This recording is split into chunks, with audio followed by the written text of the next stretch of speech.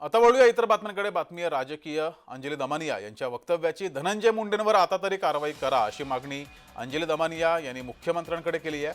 मुंडेंवर अपेक्षित कारवाई होत नाही असं सुद्धा दमानिया यांनी म्हटलंय.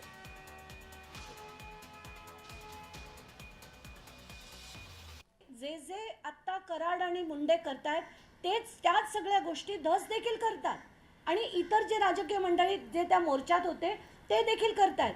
म्हणूनच पहिल्या दिवशीपासून माझा स्टँड क्लिअर होता की मी मोर्चात जाणार नाही. बहुतेक कराड त्यांच्या भागात काम करायला लागले होते ते थांबवण्यासाठी दसांनी असा स्टँड घेतला, अधिवेशनात प्रश्न विचारला, म्हणजे समोरनं सेटलमेंट होऊन तो तुमच्या भागात येणार नाही, तुम्ही तुमचं काम करा, आम्ही आमचं काम करू.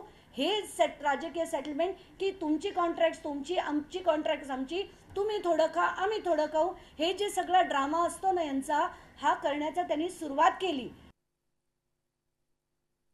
प्लेनमधनं उडून जाणाऱ्या तानाजी सावंतच्या मुलासाठी पत्रकार परिषद होऊ शकते, नंतर पोर्शेच्या कारच्या क्रॅशमध्ये पत्रकार परिषद होऊ शकते.